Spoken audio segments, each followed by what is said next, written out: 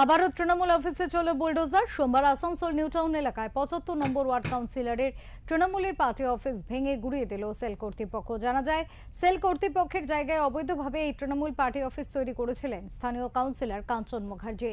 সেই তৃণমূল পার্টি অফিসে ভেঙে দিল সেল কর্তৃপক্ষ। এ প্রসঙ্গে তৃণমূল কাউন্সিলর কাঞ্চন মুখার্জি বলেন, মানুষের সেবার জন্য এই পার্টি অফিস তৈরি করেছিলাম, নোটিশ ছাড়াই এই অফিস ভেঙে দিল।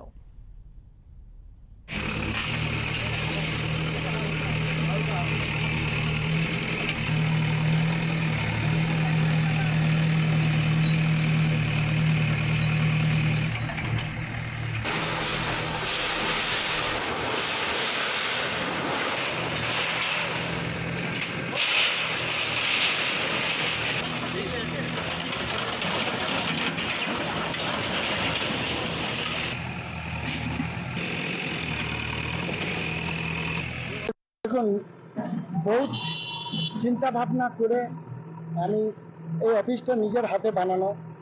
আমি চেয়েছিলাম মানুষের জনসেবা। আমি যেহেতু জনপ্রতিনিধি এখন, তা আমি অনেক চেষ্টা করেছি লোকের সেবার জন্য। তো জানি না কী কারণবশত আমাদের এই ভরাডুবি কারণবশত তো আমরা কিছু বলতে পারবো না। তো দেখে খারাপ লাগছে। ইস্কো কর্তৃপক্ষকে সময় তো দিল না আমাকে। কাল বিকেল 5টার সময় এসে বলেছিল যে আপনার কথা আমরা নোটিশ পাই না, আমাকে 4-5 দিন সময় দিন, তাহলে আমার জিনিসপত্রগুলো বাঁচাতে পারি।